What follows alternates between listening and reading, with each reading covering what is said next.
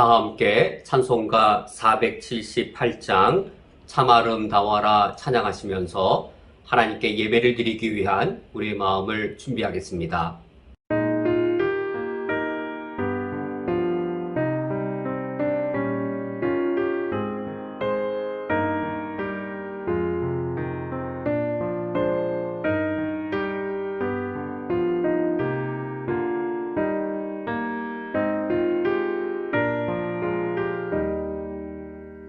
참 아름다워라 주님의 세계는 저 솔로몬의 옷보다 더 고운 백합화 주 찬송하는 듯 저 맑은 새소리 내 아버지의 지으신 그 솜씨 깊도다 참 아름다워라 주님의 세계는 저 아침 해와 저녁 밤하늘 빛나며 망망한 바다와 늘 푸른 봉우리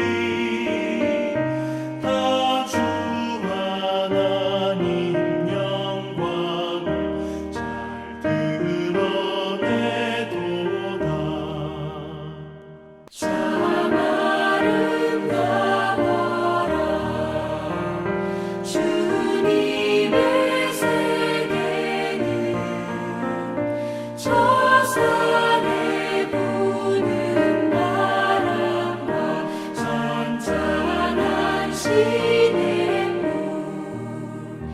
그 소리 가운데 주 음성 들리니 주 하나님의 그 뜻에 나을 듯하도다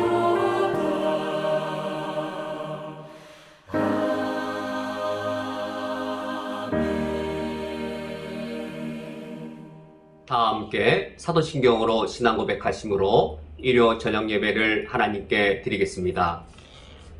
전능하사 전지를 만드신 하나님 아버지를 내가 믿사오며 그 외아들 우리 주 예수 그리스도를 믿사오니 이는 성령으로 잉태하사 동정녀 마리아에게 나시고 본디오 빌라도에게 고난을 받으사 십자가에 못 박혀 죽으시고 장사한 지 사흘 만에 죽은 자 가운데에서 다시 살아나시며 하늘에 오르사 전능하신 하나님 우편에 앉아 계시다가 저리로서 산자와 죽은 자를 심판하러 오시리라.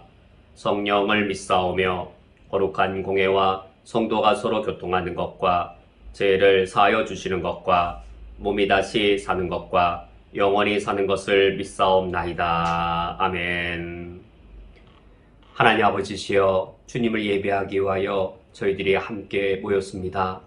이 시간 성령께서 임하여 주시어서 하나님을 예배하는 그 영광을 우리에게 충만히 누리게 하여 주시옵고 주님의 영광을 기뻐하며 주님의 영광을 찬양할 때에 우리의 예배를 하나님께서 기뻐받아 주시옵소서. 예수 그리스도의 이름으로 기도합니다. 아멘. 다 함께 찬송가 310장 하나님의 은혜로 찬양하겠습니다.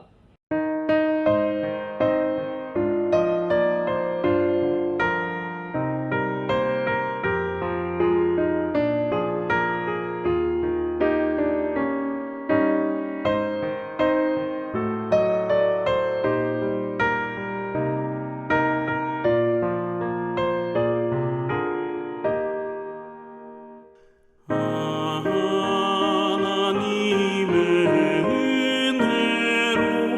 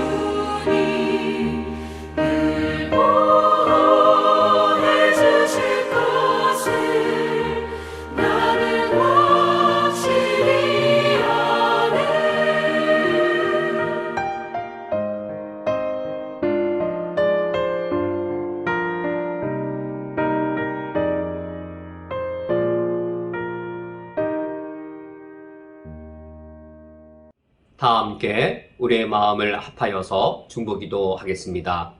먼저 우리 교회의 교우들을 위하여 기도를 부탁드립니다.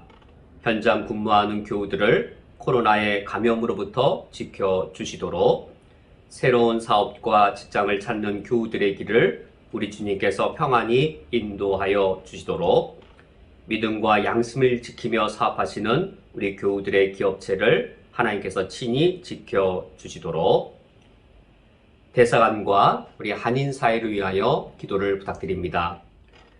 홍영기 대사님을 비롯하여 모든 대사관 직원들의 건강과 안전을 위하여, 민주평통에서 4월 24일에 주최하는 청소년 평화통일 그림 공모전을 위하여, 한인회가 안정적으로 운영되는 것과 한글학교가 속히 열릴 수 있도록, 한국에 계신 우리 교우들을 위하여 기도를 부탁드립니다. 쿠웨이트의 거주 비자가 속히 해결되어 입국하실 수 있도록, 한국에서 치료 중이신 우리 교우들의 건강을 속히 회복하여 주시도록, 한국에 귀국하신 우리 교우들이 한국의 새로운 생활에 잘 적응하시며 평안하게 정착하실 수 있도록 이 시간 우리가 마음을 합하여서 기도하겠습니다.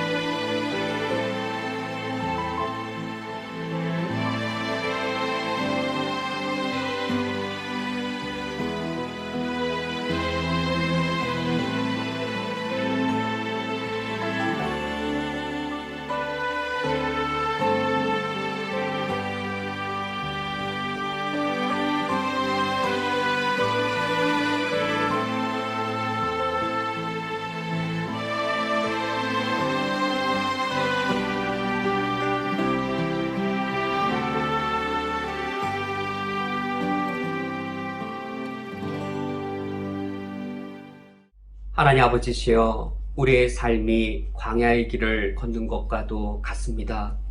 우리 삶의 여러 광야의 고통과 위험들이 있사오니 저희들을 지키시며 보호하여 주시옵소서. 우리들 중에 특히 현장 근무하신 우리 교우들이 누구보다 코로나 감염의 위기에 노출되어져 있습니다.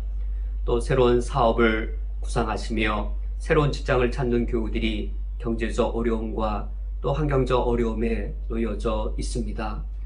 어려운 시기에도 믿음과 양심을 지키며 기업과 사업체를 운영하는 우리 성도님들, 남들보다 더 큰 어려움 속에 있습니다.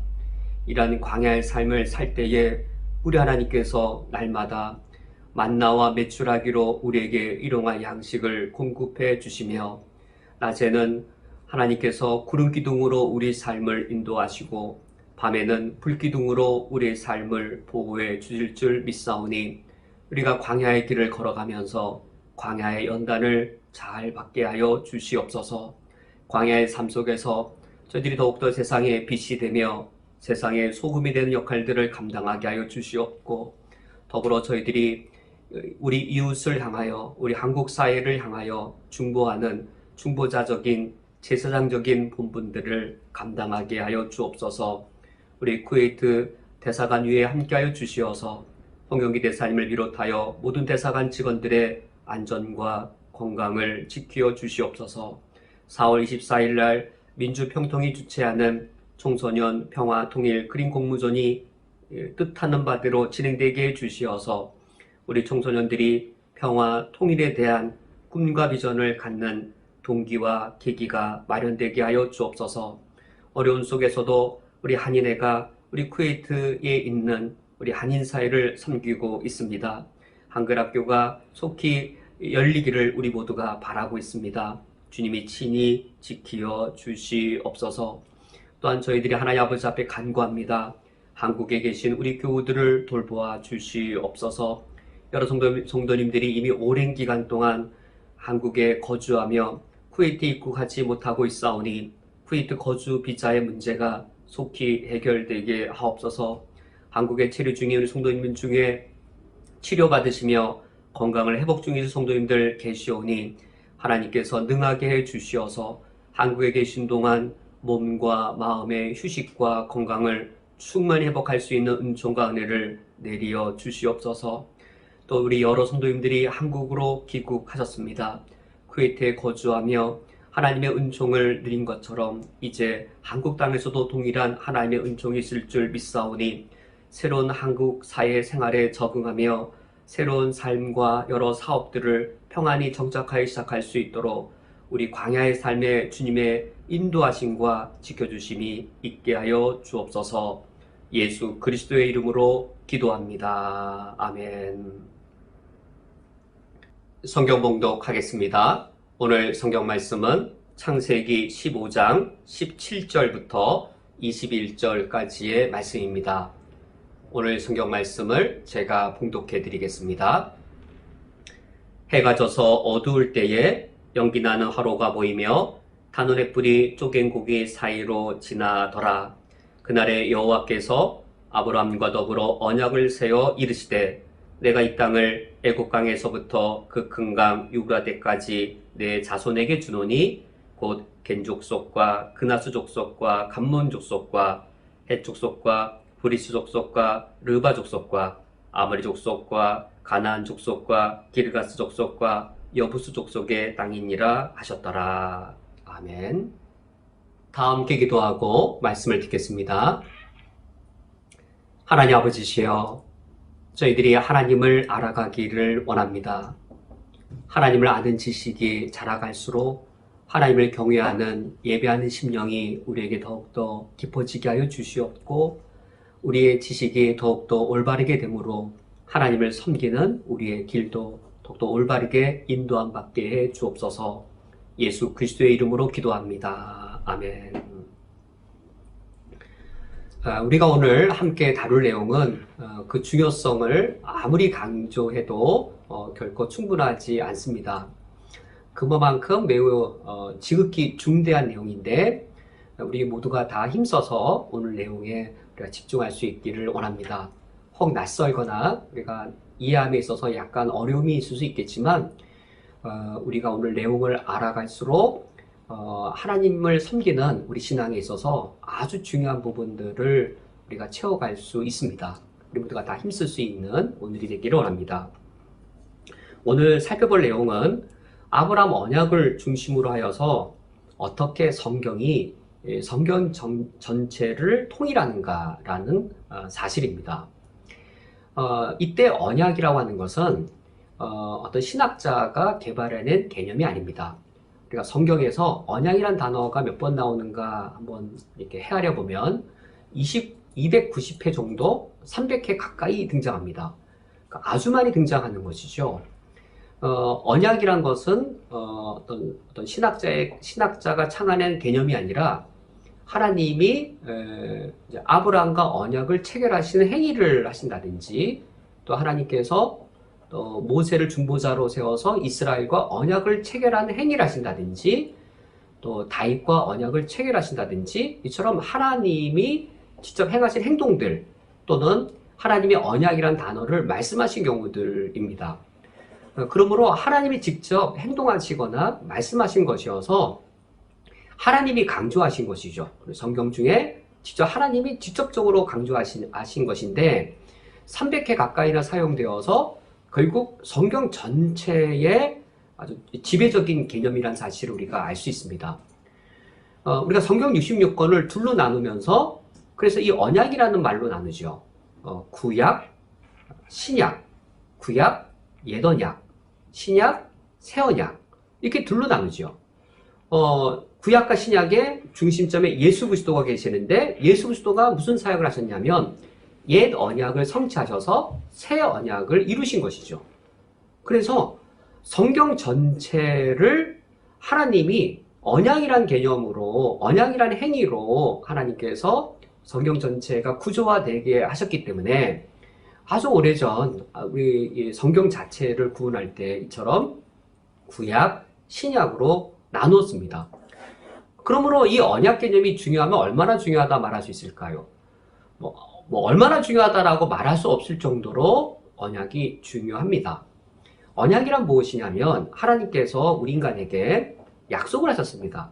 아브라함에게 또는 모세를 통하여 그리고 또는 다윗 등등에게 언약을 통하여 약속하실 때 그 약속 내용은 내가 인간을 이렇게 구원하리라라는 하나님의 구원 계획입니다.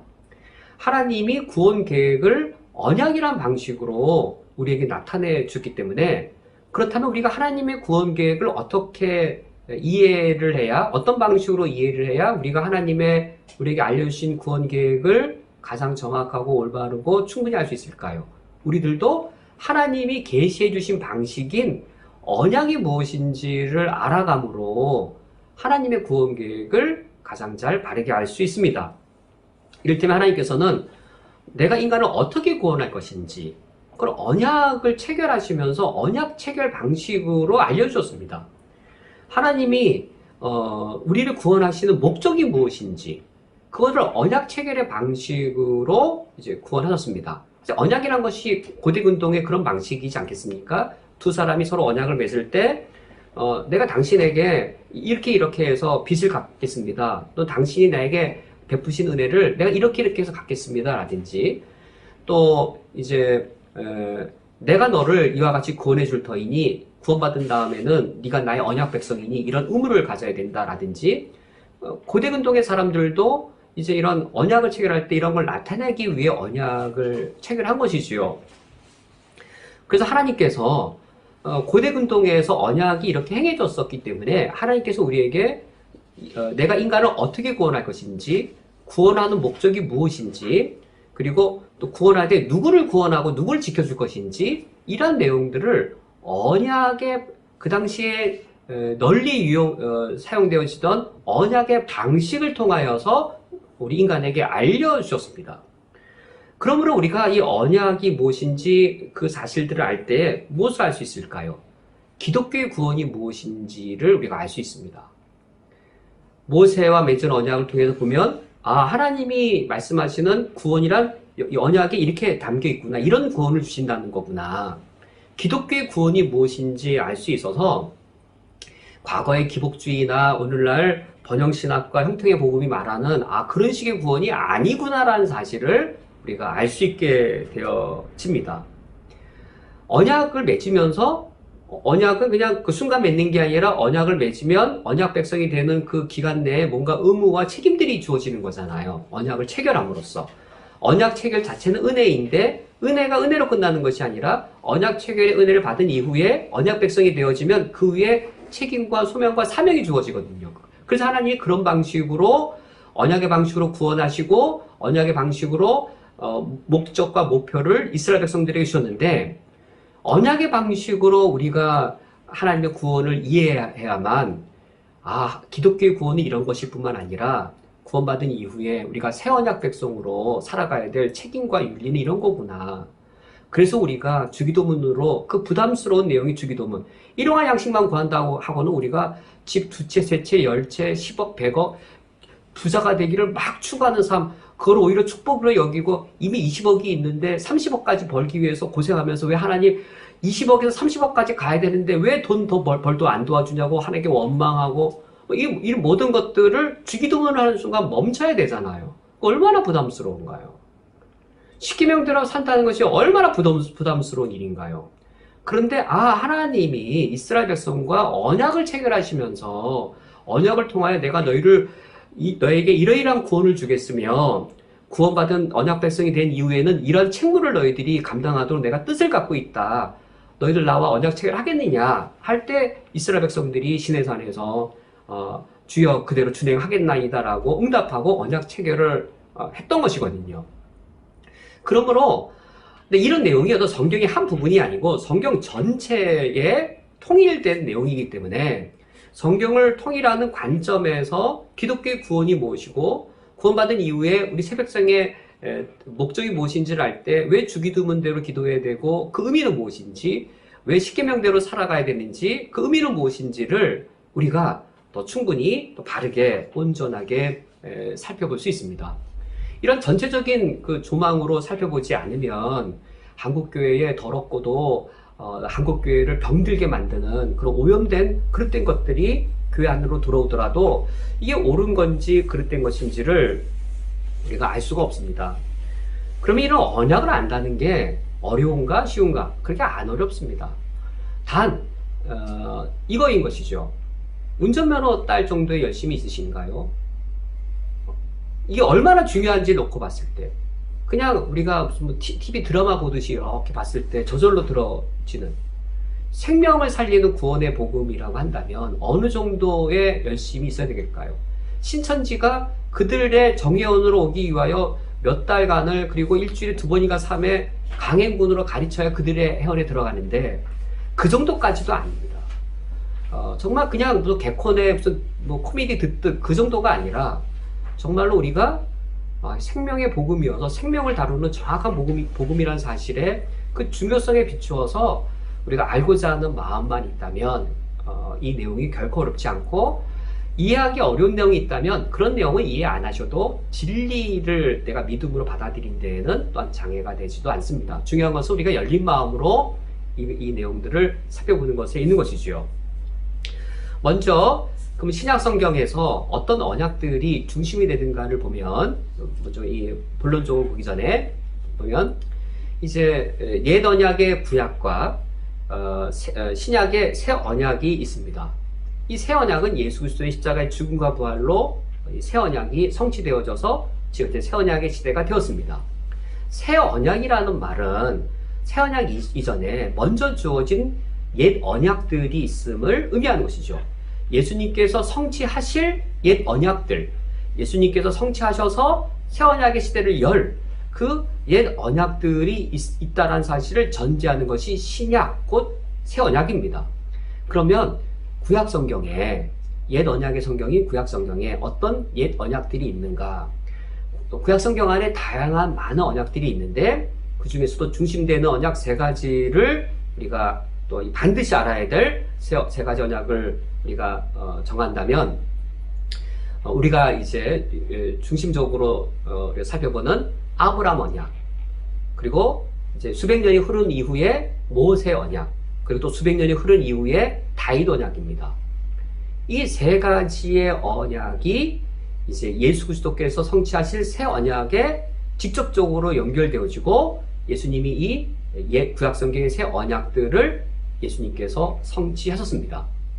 언약이라고 하는 것은 하나님이 우리 인간을 구원하기 위하여서 하나님께서 알려주신 그 계획들인데 그 계획들이 왜 한 번이 아니고 좀 여러 가지인가?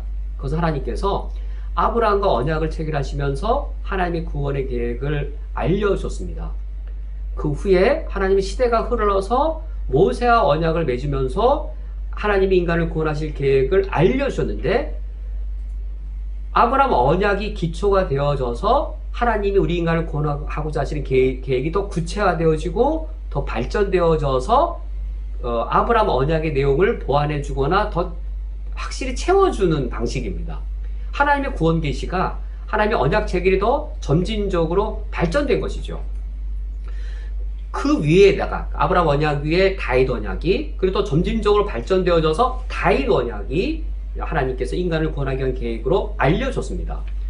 이렇게 하나님께서 우리 구원하실 때 한 번에 언약을 주신 것이 아니라 구원의 언약의 이런 이 내용들이 점진적으로 발전되어져서 옛 언약들이 있었고, 이 옛 언약들을 예수님께서 성취하셨습니다. 다윗 언약을, 모세 언약을, 그리고 아브라함 언약을 예수님께서 성취하셔서 이 언약들을 우리가 이해할 때에 예수님이 우리에게 이런 구원을 주셨구나. 그래서 이 언약의 축복에 들어가려면, 언약의 축복에 들어간다는 말을 구원받는다면이라고 바꾸면 되겠죠. 구원받으려면이란 말도 언약 대상자가 되려면, 그러니까 언약 대상자가 되어야 구원의 은혜를 누리죠. 언약 대상자가 되려면 이러해야 되는구나. 이런 조건을 갖춘 자만이 언약의 대상자가 되고, 언약 대상자란 아브라함의 후손이 되는 것이죠. 아브라함과 아브라함의 후손이 하나님과의 언약 대상자가 되어서 언약의 축복을 누리는 것이죠. 아브라함의 후손이 되려면, 아브라함과 더불어 그 언약의 대상자가 되려면, 그래 그 언약의 축복을 누리려면, 곧 구원을 받으려면 이러이러한 조건이 요구되어지는구나. 이 모든 이런 내용들이 이 옛 언약에 나타나 있기 때문에 이 옛 언약을 통하여서 우리는 예수님이 성취하신 새 언약이 무엇인지를 더 충분히 알 수가 있습니다. 여기 한 가지 더 추가의 말씀을 드리면, 지금 말한 이 아브라함 언약, 이 모세 언약, 다윗 언약, 새 언약은 하나님이 우리 인간을 구원하기 위한 언약들입니다. 근데 우리 하나님은 우리의 구원주이실 뿐만 아니라 우리의 창조주이시기도 하십니다. 창조주가 구원주가 되신 것이죠. 그래 하나님께서 언약을 체결하실 때 아브라함과 언약 맺은 것이 처음이 아닙니다. 아브라함을 통하여서는 성경에서 처음으로 인간을 구원하기 위한 언약의 시작이었고, 인간을 구원하기 위하여 인간을 구원하기 위한 언약 이전에 하나님이 맺으신 언약들이 있습니다. 그 언약들은 무엇일까요? 구원과 상관없는 언약인가? 라고 말하기보다는 하나님은 구원주이시면서 창조주이시기 때문에 창조주로서 맺으신 언약들이 있습니다. 두 가지가 있는데, 아담 언약과 아담이 타락하기 이전에 창세기 1장과 2장에서의 아담 언약이 있고, 그 이후에 이제 아담이 타락한 이후에 노아와 맺은 언약이 있습니다. 하나님이 아담과 맺은 언약, 노아와 맺은 언약은 창조주로서 맺으신 언약입니다. 그러므로 우리가 오늘 목적이 성경 전체를 통일하는 언약이 성경 전체를 통일한다라고 하는 걸 살펴보는 것이 목적인데, 그렇다면 이제 이 범주를 보려고 하는 것이죠. 하나님이 창조주이시고 구원주이신데, 창조주로서는 아담 언약과 노아 언약을 하나님 체결하셨고, 하나님께서 구원주로서는 인간의 구원을 위하여서 아브라함 언약부터 언약을 체결하셨다. 예수님의 새 언약에 이르기까지. 이것이 성경 전체의 언약의 큰 뼈대인데, 그런데 아브라함 언약이 왜 중요한가? 바로 이 창조와 이 구원, 이 둘을 연결하는 역할을 아브라함 언약이 하기 때문입니다. 아브라함 언약이 아담과 노아 언약의 창조주로서 맺은 언약을 하나님의 구원주로서 맺은 이 언약들과 연결한다라는 것은 무엇일까요? 창조주가 구원주가 되신 것이고, 구원의 개념이 창조로 연결된다는 개념이어서 기독교의 구원은 철저하게 재창조입니다. 기독교의 구원을 창조를 무시한 채 구원만 말하면 영적인 구원, 관념적인 구원, 영육이원론 이상한 것에 빠져버리게 되어집니다. 그런데 하나님이 우리를 구원하실 때 창조를 무시하고 창조와 무관하게 구원하신 것이 아니라 창조주가 구원주가 되신 겁니다. 낯선 신이 우리 구원주가 되신 게 아니에요. 날 창조한 분이 나의 구원주가 되신 것이지, 어느 날 갑자기 모르는 신이 나타나서 내가 너 구원해주겠다 이것이 아니고, 나를 창조하신 나의 창조주가 나의 구원주가 되신 것이거든요. 그래서 이 구원은 재창조 사역입니다. 이 창조 개념하고 구원의 개념이 연결되어져 있어요. 창조 개념을 무시하면 기독교의 구원의 개념이 뒤틀려질 수밖에 없습니다. 그런데 이 창조와 관련된 언약들을, 구원에 관련된 언약들과 아브라함 언약이 링크, 연결의 역할을 하고 있기 때문에 아브라함 언약의 중요성이 매우 커진 것이죠. 아브라함의 언약을 살펴볼 때, 이 창조와 관련된 아담과 노아의 언약이 구원과 관련된 언약과 이렇게 연결되어져서 기독교의 구원이 창조와 밀접하구나. 구원받았을 때에 그것이 우리가 물질 세계라든지 자연 세계라든지 이 우주와 무관한 것이 아니라, 그리고 어떤 소수의 유대인이라도 특수 민족만 구원하는 것이 아니라 창조와 관련되기 때문에 하나님의 구원의 영역과 폭과 넓이가 온 우주와 온 이 인류가 되는 거구나. 물질과 자연 세계의 선함들을 회복하는 거구나라고 하는 바른 기독교의 구원의 개념이 그래야만 가능해지게 되어집니다. 지금 서두에서 매우 방대한 분량 기독교의 어떤 그 성경에서의 그 언약의 전체적인 틀, 창조의 아담과 노아 언약, 그리고 구원주로서의 아브라함, 모세, 이 다윗 언약을 비롯하여 예수님의 새 언약에 이르기까지 전체 큰 틀의 윤곽을 잡았습니다. 이 내용 자체는 충분히 이해되지 않으셔도 되겠습니다. 이제 이어서 이제 그 구약 창조와 관련되어진 두 개의 언약은 무엇이고 그것이 아브라함 언약으로 어떻게 이어지는지에 대해서 이어서 살펴보도록 하겠습니다. 우리가 창세기를 읽어보면 하나님께서 아브라함과 처음 언약을 맺으신 것이 아니라 그 이전에 아담과도 언약을 체결하셨고 노아와도 언약을 체결하신 것을 읽을 수 있습니다. 물론 창세기 1장과 2장에는 언약이란 단어가 나오지는 않습니다. 그런데 언약 체결의 개념들이 충분히 나타나 있고, 호세아서를 읽어보면 아담이 하나님과 언약을 체결했다는 사실이 간접적으로 나타나 있습니다. 이처럼 하나님은 아담과 먼저 언약을 체결하시고 창세기 9장에서는 노아와 언약을 체결하십니다. 그 이후에 아브라함과 언약을 체결하십니다. 그런데 우리가 유독 아브라함 언약에 관심을 두는 이유는 하나님의 구원 계획을 알려주시는 그 언약이 아브라함 언약에서부터 처음 시작되었기 때문입니다. 하나님이 아브라함과 언약을 체결한 이후에도 이삭과 언약을 체결하고 야곱과 언약을 체결합니다. 모세 언약이 있고 다윗 언약이 있는데, 이 성경의 여러 언약들 중에 아브라함 언약이 하나님께서 온 인류를 구원하기 위한 하나님의 구원 계획을 계시해 주신 최초의 언약이 되고, 이것이 가장 근본된 계약이 되기 때문에 우리가 아브라함의 언약에 더 큰 강조점을, 중심점을 두는 것입니다. 그래서 우리는 먼저 그럼 창세기 15장에 아브라함의 언약이 과연 어떤 내용인가, 이것을 먼저 간략히 살펴본 후 이어서 그러면 이 아브라함의 이 언약이 그 앞서 주어진 아담 언약이나 노아 언약과는 어떠한 긴밀한 관계가 있는지를 이어서 살펴보겠습니다. 먼저 창세기 15장이 하나님이 인류를 구원하기 위한 구원 계획을 처음 알려주신 그 언약 체결인데, 그 내용은 이렇습니다. 그때는 아브라함이 두려운 가운데 밤중에 거할 때였습니다. 하나님이 아브라함에게 약속을 하시는데 두 가지 약속을 주십니다. 둘 다 축복된 약속입니다. 첫 번째 약속은 창세기 15장 5절 말씀에서처럼 이제 하늘의 무뼈를 우러러 보게 하신 후 내 자손이 이와 같으리라 라고 자손의 번성을 약속해 주십니다. 자손 번성의 약속이 이 언약 체결 내용에 포함되는 것이죠. 내 자손이 이처럼 하늘의 별처럼 번성할 것이다. 자손 번성의 약속을 주시고, 두 번째 하나님의 축복된 약속은 7절에 또 그에게 이르시되 나는 이 땅을 내게 주어 소유를 삼게 하려고 너를 갈대아인의 우르에서 이끌어낸 여호와니라 라고 말씀하셔서 가나안 땅의 선사를 약속해 주십니다. 창세기 15장의 언약 체결의 주요한 축복된 약속은 하나가 이제 방금 읽은 가나안 땅의 선사, 선물로 땅을 주시는 것, 또 하나는 자손이 번성하는 것입니다.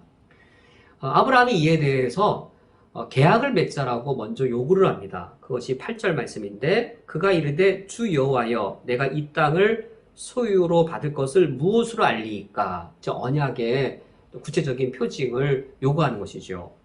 그래서 9절과 10절, 11절의 말씀을 보면 이제 하나님이 아브라함에게 언약 체결을 하는 그 준비를 해라라고 명령하십니다. 3년 된 암소, 또 3년 된 암염소, 3년 된 수양, 산비둘기, 집비둘기 이런 짐승들을 가져오는데 이것은 아브라함 그 당대에 사람들이 서로 언약 체결할 때에 익히 알려진 관습이었습니다. 하나님께서 이제 그 당시에 익히 알려진 관습을 통해서 아브라함에게 약속한 바를 언약하시는 것이죠. 약속한 바가 언약이었기 때문에 언약의 내용이나 약속의 내용은 동일한 것이죠. 약속한 바를 확증해 달라고 언약을 요구한 것이어서 언약의 내용과 약속의 내용은 다른 게 아니고 이제 일치가 되어집니다. 이제 그 짐승들을 10절 말씀 보면 중간을 쪼개어서 이렇게 나란히 세워 놓습니다. 뭐 이 암소, 암염소 이런 짐승들을 반으로 쪼개서 양옆에 둡니다. 그리고는 두 언약 대상자가 쪼개진 고기 앞에 서서 이제 언약 내용을 읽습니다. 그 언약 내용을 읽는 것이 13절부터 16절까지의 내용인데 이제 간략히 말씀드리면 이거죠.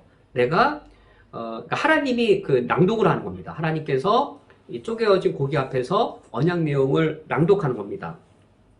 아브람 너의 후손들이 장차 애굽 땅에서 4대 동안 종살이를 할 것인데 그 후에는 애굽 땅에서 나와서 이 가나안 땅을 차지하게 되리라.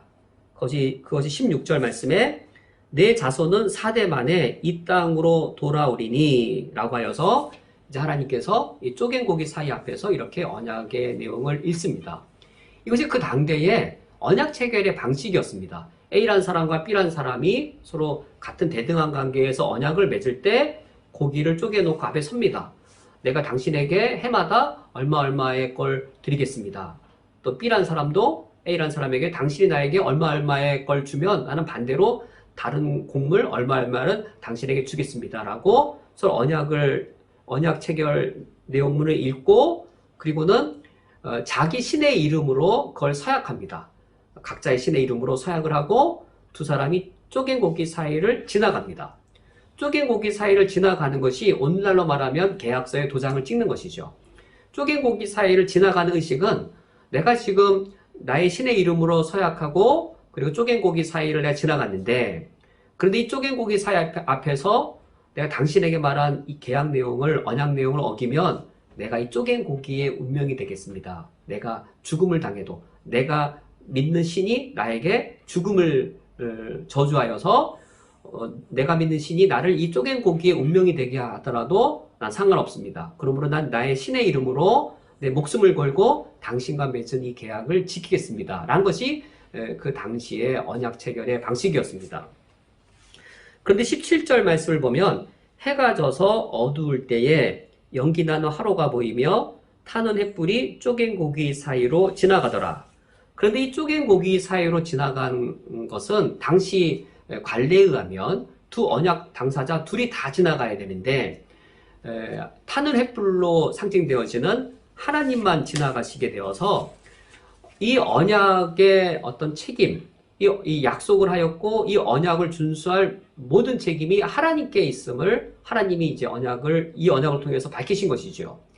그리하여 이후의 표현을 보면 하나님이 아브라함에게 우리의 언약이라고 말하지 않고 나의 언약이라고 하나님이 말씀하십니다. 하나님께서 이 언약을 통하여서 자기 자신을 가두신 것이었습니다. 내가 아브라함에게 말한 이 두 가지 약속, 자손의 번성과 가나안 땅의 선사라고 하는 이 약속의 축복을 지키지 아니하면 내가 이와 같은 저주를 당하게 될 것이다 라고 하나님이 자기 자신을 이렇게 얽어매신 것이죠. 그러면서 18절부터 21절 우리가 오늘 읽은 본문인데 18절 말씀에 그날의 여호와께서 아브라함과 더불어 언약을 세워 이르시되 내가 이 땅을 애굽 강에서부터 그 큰 강 유브라데까지 내 자손에게 주노니 19절 곧 겐 족속과 그리스 족속과 감몬 족속과 20절 헷 족속과 브리스 족속과 르바 족속과 21절 아모리 족속과 가나안 족속과 기르가스 족속과 여부수 족속의 땅이니라 하셨더라 라고 하여서 땅의 이름들이 구체적으로 열거되어 있습니다. 구체적으로 열거되어져 있어야 당연한 것이죠. 어떤 언약을 맺을 때 땅의 영역이 뭉뚱그려서가 아니라 정확하게 그 땅의 영역, 가나안 땅의 영역들이 이처럼 열거되어 있어야 하는 것이죠. 하나님께서는 이 열거된 이 가나안 땅이 아브라함의 소유가 되도록 해 주실 것, 그 땅에서 아브라함의 후손이 번성할 것을 하나님께서 축복된 약속으로 주셨습니다. 이런 아브라함의 언약을 어떤 관점에서 우리가 바라볼 때 이것이 올바르게 해석되겠느냐입니다. 우리가 이 해석을 듣고 우리가 그냥 이 해석만 이 말씀만 들었을 때 자손 번성 그리고 땅의 소유 이것을 우리는 충분히 우리 부모님 세대 때는 기복주의로 받아들여서 아브라함처럼 믿음으로 하나님을 잘 섬기면 심지어 이삭을 바치듯 하나님께 헌신을 하면 하나님이 복을 주신다. 자손이 번성케 되고 가나안 땅에 이 적과 꿀이 흐르는 풍부한 물질을 복으로 받는다라고 우리 1세대, 이전 세대 분들처럼 아브라함의 이 복음의 내용을 뒤틀려 버릴 수도 있겠고 요즘은 이와 같이 거칠은 형태로 기복주의를 가르치지는 않지요. 대신 세련된 형식으로 번영신학과 형통의 복음으로 자손 번영과 땅의 소유를 뒤틀려서 이제 거짓된 약속을 할 수 있는 것이죠. 하나님이 당신을 이 번영하게 해주실 것이고 형통하게 해주실 것입니다. 약속의 땅에 믿음으로 머물면 하나님께서 지켜주실 것이고 자손의 번성을 해주실 것이라고 전혀 성경과 다른 오히려 성경과 반대되어지는 그런 그릇된 성경 해석을 가져올 수 있는 것이죠. 그래서 우리가 이 언약을 볼 때 바로 앞에 어떤 언약이 있는지를 아담의 언약 그리고 노아의 언약과 이어지는 그 부분들을 우리가 먼저 보아야 할 필요가 있습니다. 아브라함 언약 이후는 하나님이 인류를 구원하기 위하여 하나님의 구원 계획을 계시해 주신 그 언약들이었습니다. 그리하여 하나님의 구원주로 주시는 언약이었습니다. 근데 앞선 아담 언약 그리고 노아 언약은 창조주로서 주신 언약이었습니다. 하나님 이 세상을 창조하시고 아담과 맺으시고 창조한 세계가 타락하였을 때 창조 세계의 보존을 약속하시면서 무지개를 통해 창조 세계의 보존을 약속하시면서 주신 두 언약은 창조주로서 주신 언약인데 과연 이 언약이 어떻게 지금 아브라함 언약과 연결되는가? 연결이 됩니다. 창세기로 읽어보면 연결이 됩니다. 그 연결이 되어질 때 그러므로 하나님이 아브라함에게 주신 이 자손 번영의 축복은 이런 거구나. 땅을 선사하신 것은 이런 의미구나 라고 하는 것이 성경적으로 바르고도 정확하게 그 의미를 알 수 있습니다. 지금 그 과정을 이어서 하도록 하겠습니다. 근데 한 가지 더 이제 그걸 살펴보기 전에 한 가지 더 할 작업은 창세기 15장의 이 언약 체결, 그러니까 하나님이 아브라함에게 하늘의 별들을 보여주시면서 자손 번성의 축복을 약속해 주신 것이나 구체적으로 지명을 이야기해 주시면서 가나안 땅에 선사를 축복해 주신 것이나 이 언약 체결의 내용이 무엇과 똑같냐면 창세기 12장에 처음 하나님이 아브라함에게 약속하신 축복과 동일합니다. 창세기 12장의 축복의 약속이나 창세기 15장의 언약 체결의 내용이나 같은 것이죠.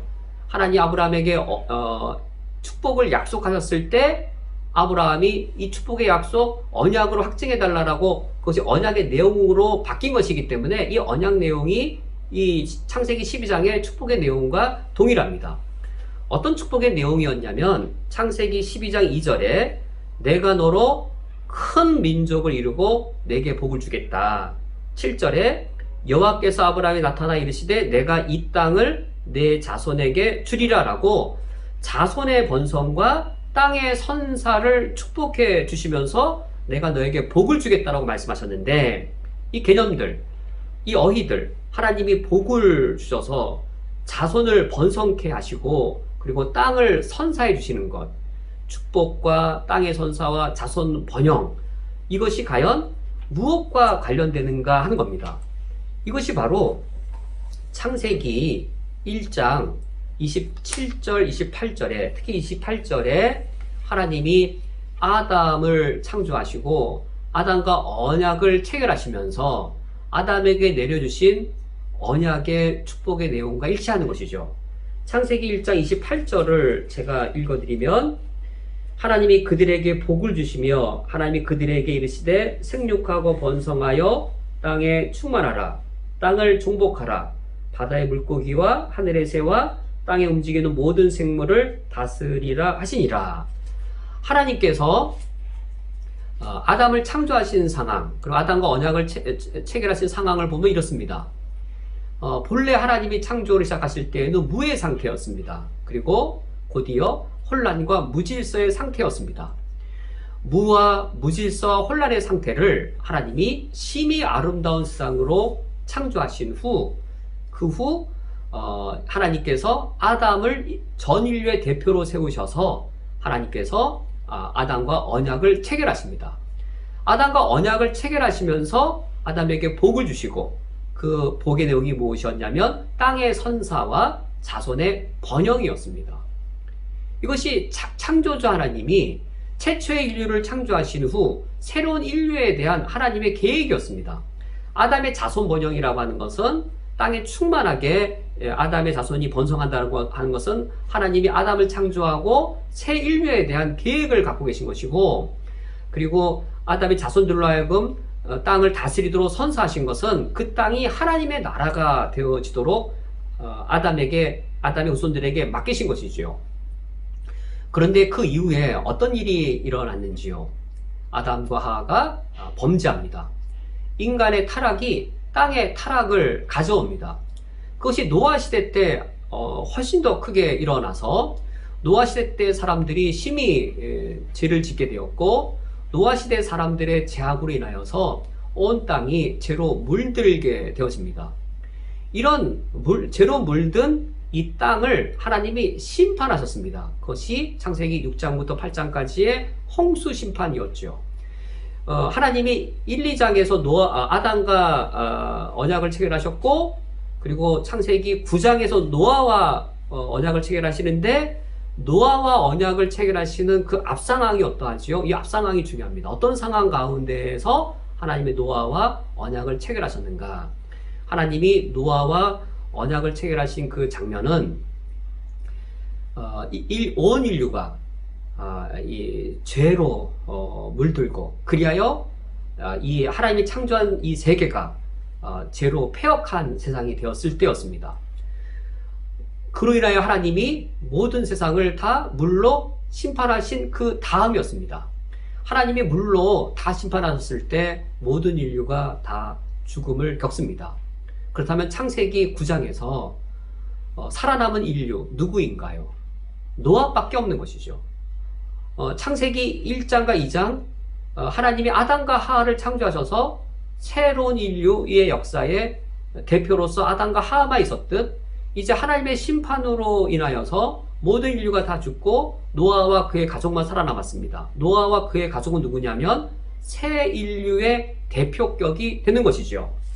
그래서 창세기 9장 1절 말씀을 읽어드리면, 창세기 9장 1절 말씀에 하나님이 노아와 그 아들들에게 복을 주시며 그들에게 이르시되 생육하고 번성하여 땅에 충만하라. 2절 말씀, 땅의 모든 짐승과 공중의 모든 새와 땅에 있는 모든 것과 바다의 모든 물고기가 너희를 두려워하며 라고 하여서, 창세기 9장 1절과 2절 말씀을 보면 창세기 1장 28절과 상당히 같습니다. 노아 때 달라진 것은 동물들이 사람을 두려워하고 이제는 사람들이 동물을 잡아먹는 것, 인간의 타락, 이거 외에는 동일합니다. 하나님께서 아담과 창조주로서 언약을 체결하시면서 아담에게 이 세상을, 이 땅을 선사하시고 자손의 번성을 축복으로 주신 것처럼, 이제는 노아가 새로운 아담입니다. 창세기 9장을 읽어보면 하나님은 노아를 누구랑 똑같이 여기고 있냐면 뉴 아담입니다. 새로운 아담으로 하나님이 노아를 여기고 계십니다.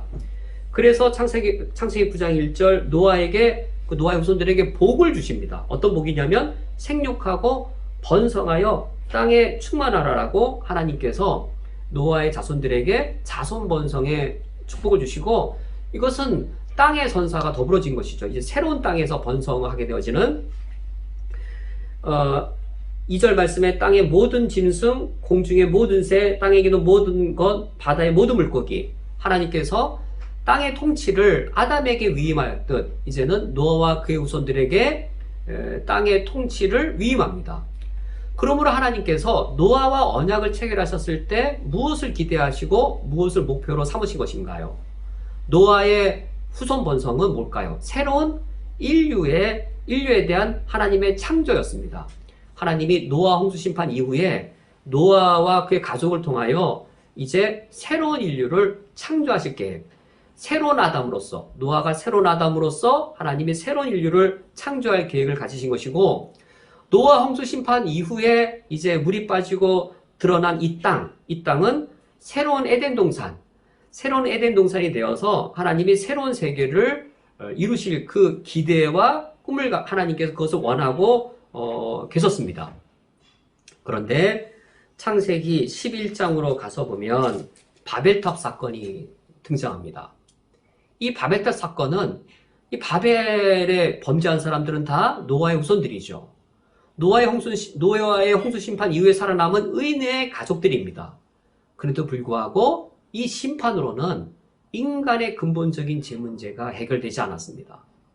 노아의 심판으로 인간의 죄됨이 해결되었는가? 하나님께서는 심판을 통하여 인간을 구원하실 수 없음을 드러내신 것이죠. 심판을 통하여 인간이 구원될 수 없는 것이었습니다. 그것이 바로 바벨탑 사건이었습니다. 이 바벨탑의 혼란과 무질서, 그것에 대하여 하나님이 심판하십니다. 하나님께서 창세기 11장 전반부 9절까지 하나님이 온 인류를 바벨탑을 통하여 심판하시고 온 인류를 흩으십니다. 그리고 12장에 가서 하나님이 누구를 선택하고 부르시는지요. 바로 누구였냐면 아브라함이었고, 아브라함에게 약속하신 그 축복, 땅의 선사, 그리고 자손의 번영. 하나님이 이 아브라함을 부르시면서 복을 주시고 그 복은 땅의 선사와 자손의 번영이었는데, 이것이 어떻게 아담, 노아, 그리고 아브라함으로 연결되어지는지요. 하나님이 아담에게 이 자손의 번영과 그리고 땅을 선사하시면서 새 인류를 창조하셨고 이 땅에 하나의 나라를 건설하실 계획을 가지셨던 것처럼, 그러나 아담의 범죄로 그것이 깨어졌을 때 하나님은 노아를 새로운 아담, 새로운 뉴 아담으로 선택하신 후 노아를 통하여 새 인류를 창조하시고 새롭게 하나의 나라를 건설하려고 하셨지만, 이 심판을 통해서는 인류의 구원이 가능하지 않았던 것이죠. 이때 하나님께서 인류를 구원할 계획을 가지시고 아담을 부르시는데, 이때 아담은 위치가 어디일까요? 이때 아담의 위치가 어디라고 봐야 될까요? 하나님이 아담을 통하여 하시지 못한 일을 노아를 통하여 이루기 위하여 노아를 새로운 아담으로 여기신 것처럼, 하나님께서는 바로 이 아브라함을 부르실 때 또 다른 새로운 아담으로 하나님이 아브라함을 부르시고 아브라함을 축복하셨다는 사실이 창세기를 읽어갈 때 자연스럽게 느껴지는 겁니다. 이것이 자연스럽게 왜 느껴지냐면, 누구도 발견을 하냐면 신천지가 이걸 발견을 해서 신천지가 이거를 뒤틀어요.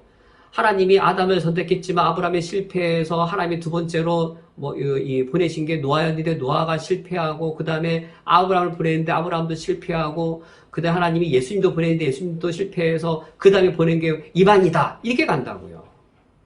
이 패턴들이 눈에 보여야 됩니다. 이단들도 발견하는 거거든요. 신천지에서 열심히 가르치는데 이거 가르친다고요.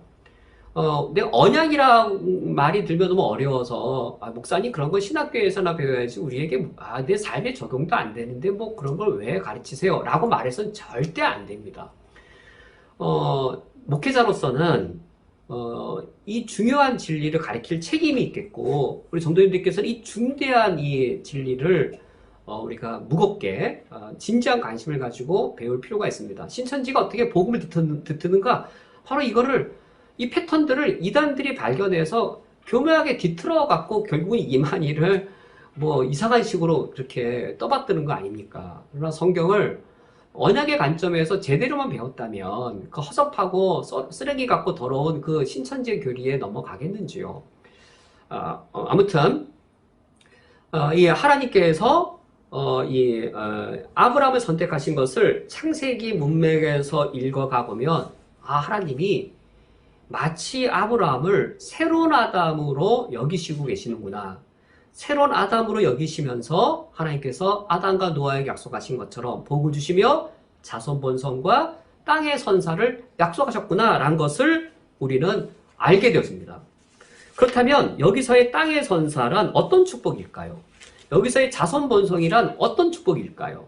기복주의나 오늘날 가장 대중적으로 많이 퍼져 있는 한국교회에 가장 많은 숫자가 따르고 있는 번영신학과 형통의 복음, 참으로도 원통하고 싶게 가장 많은 숫자가 현재 오늘날 한국교회 교인들이 따르는 복음이 번영신학과 형통의 복음입니다.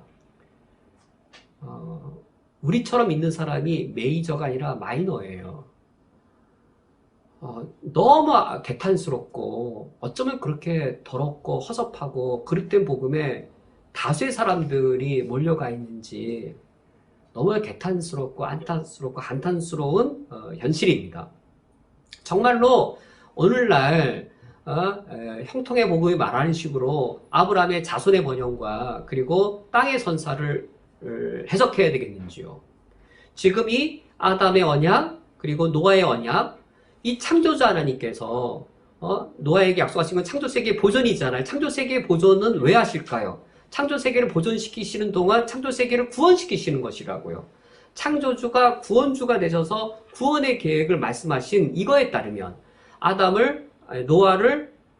이 아브라함을 새로운 아담으로 여기시고 자손 번성의 축복을 주신 것은 하나님께서 아브라함의 후손들을 새로운 인류로 창조하시겠다라고 하는 계획인 겁니다. 아브라함의 후손이 자녀 많이 낳는 그런 자손 번성의 축복이라기보다도 아담에게 땅에 번성하라고 축복하신 그런 새 인류의 창조 계획, 아브라함의 후손을 통하여서 새 인류를 창조하시겠다라는 그 계획을 말씀하신 것이었고, 땅의 선사는 무엇일까요? 땅의 선사는 하나님이 아담을 창조하시면서 에덴 동산을 선사하셨던 것처럼 하나님이 아브라함에게 선사하시는 가나안 땅이란 새 에덴 동산인 겁니다. 우리가 요단강 건너 가나안 땅 들어간다 할 때 요단강 건너가는 가나안 땅이 무엇에 대한 상징인가요? 하나님의 나라잖아요. 에덴 동산, 그리고 새 에덴 동산이 바로 가나안 땅이고 요단강 건너가는 그 가나안 땅이 천국입니다. 그러므로 이 아브라함의 이 땅의 선사의 축복을 예수 믿음에 이 땅에서 물질의 복을 받는 것으로 해석한다? 그건 바알신의 해석이고 전혀 성경의 해석이 아니고 신천지처럼 복음을 막 뒤틀어도 그게 뒤튼 건지 못 뒤튼 건지 알지 못하는, 그래서 이 더러운 복음을 받아들이게 되는 그런 결과인 것이죠.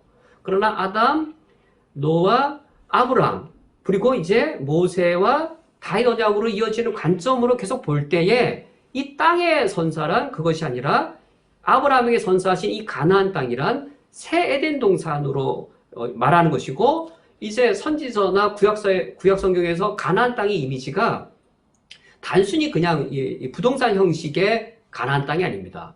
그것이 신약 성경에서는 더 영적인 의미로 천국으로 나타나는 것이죠.